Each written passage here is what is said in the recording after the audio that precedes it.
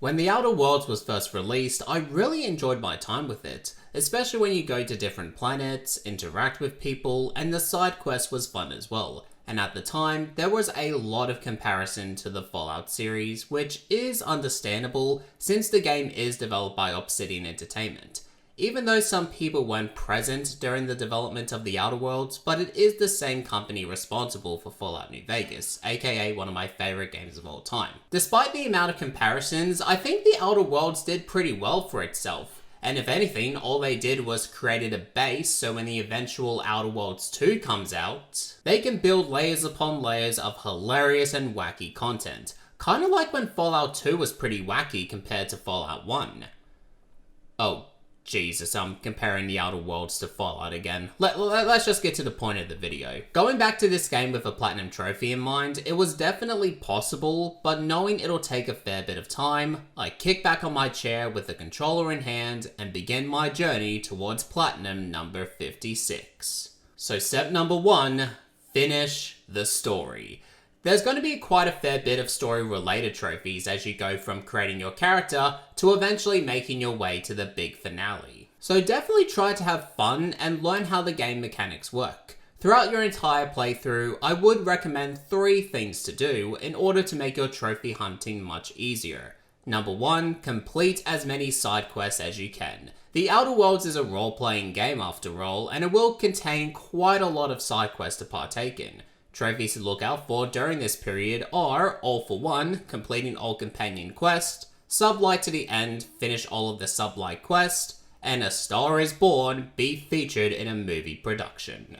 So anytime you enter a new planet, try your best to get as much side content over and done with because that will also help you out with leveling up to level 30 to earn the trophy Level 30, quite obvious for a trophy name, as well as Skilled, raising any skill level to 100. And number 2, to make your playthrough much more easier on yourself, is manual save often. Because eventually you will come back to certain quest lines. Some of them will have branching storylines and almost all of them will have specific trophies to collect. So I'd say before making a branch line decision, make a manual save you can come back to, so you can get to that other said trophy without having to start the game all over again, thus wasting time.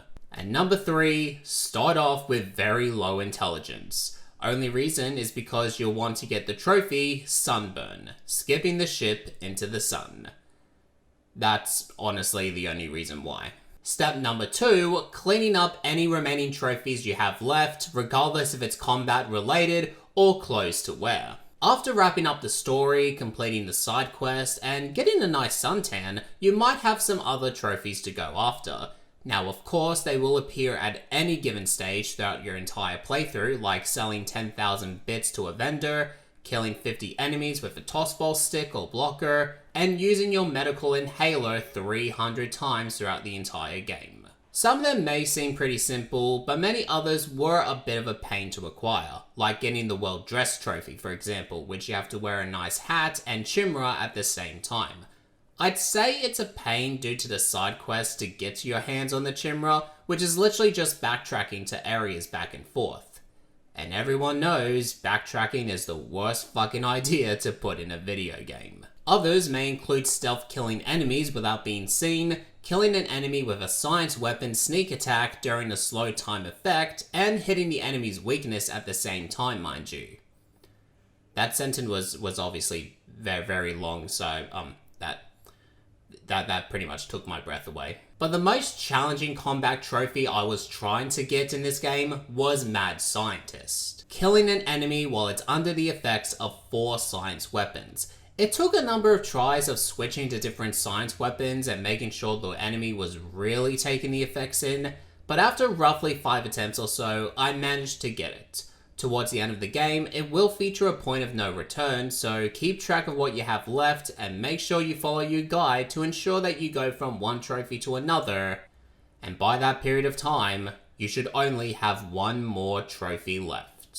And that brings me to step number 3, Supernova, trying to beat the entire game on Supernova difficulty. Think of it like hardcore mode from Fallout New Vegas. Oh fuck, I just did the comparisons again. Enemies will become way harder, ammo will have weight, and once your ally is dead, they don't get revived, they stay dead. By that point, you should know the game pretty well, but still, with this type of difficulty, try to avoid any fighting, stick to your stealth, and make the main story a top priority. Forget about everything else.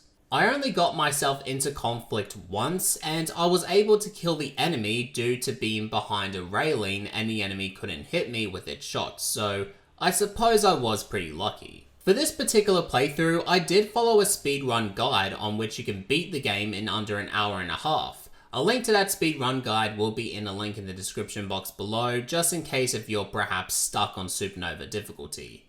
And after beating the game on Supernova, Platinum number 56 was conquered.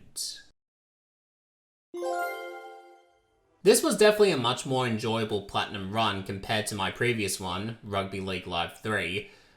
God, I'm still trying to recover from that. And while there was a fair bit of hiccups and mistakes along the way, but at the end of the day, I was having fun with it. And that is all I can ask for.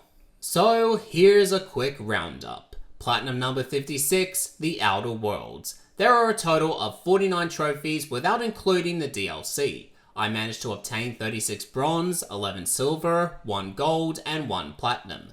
As of this video, only 0.9% of players have earned this trophy. Time for completion is 40 plus hours, difficulty rating is medium, hardest trophy to obtain was Supernova, and overall, you have one optimistic video gamer who's looking forward to the next installment in The Outer Worlds 2.